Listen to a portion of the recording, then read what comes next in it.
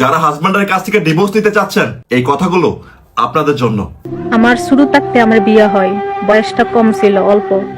স্বামী কি জিনিস বুঝি নাই, শ্বশুর শাশুড়ি বুঝতে পারি নাই। এখন যে বুঝটা বুঝি, যদি আগে বুঝটা বুঝতাম, জামাই যদি সিরা লেবুর রস লাগাইতো, তারপরে ডিভোর্সের নামটা, তালাকের নামটা মোহ লইতাম না। ফুল ফুটে বাগানে, প্রেম হয় গোপনে, প্রথম প্রেম ভেঙে গেলে সুখ হনার জীবনে। আপনারা যাই যে করেন না কেন, যত জগরাজারি হোক না কেন, স্বামী বউর ভিতরে প্রয়োজনে 1 মাস 2 মাস আলাদা থাকবেন, তারপরে তালাকের নামটা, ডিভোর্সের নামটা মোহ লইবেন না। একটা মেয়ে যখন ডিভোর্স হয়ে যা, জিন্দা লাশ হয়ে বাইসা তাই, ও বাইসা তাহার থেকে মরে যাওয়া অনেক ভালো।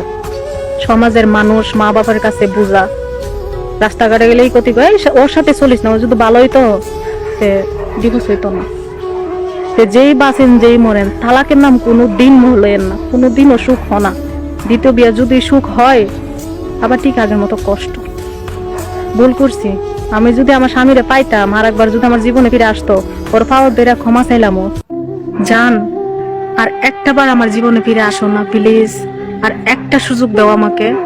আমি তোমার হাতে পাও ধরি প্লিজ, আমি তোমার পাও ধরে মাফ চামু, ক্ষমা চামু যদি আমি কোনো ভুল করে থাকি।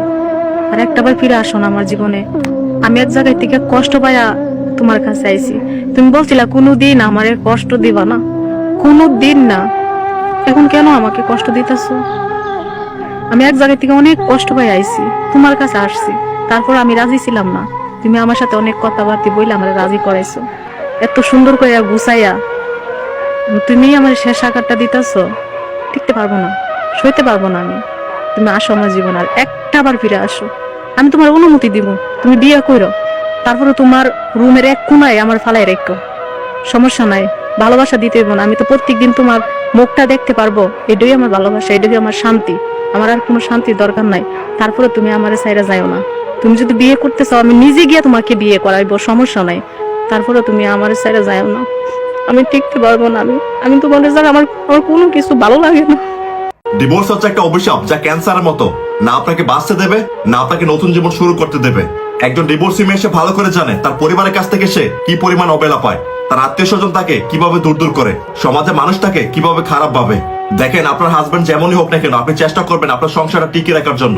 যদি আপনি মানিয়ে নিতে নিতে শেষ পর্যন্ত আপনি হার মেনে যান, আর না পারেন, তাহলে আপনি আপনার পরিবারের সাপোর্ট নিয়ে আপনি ডিভোর্সটা নেবেন। কারণ দিন শেষে আপনার নতুন জীবন শুরু করার জন্য আপনার পরিবার আপনাকে সাপোর্ট দিতে হবে। যদি সেই মানুষগুলো আপনার সাথে না থাকে, তাহলে দিন শেষে আপনার এই ডিভোর্সটা আপনার অভিশাপ হয়ে দাঁড়াবে।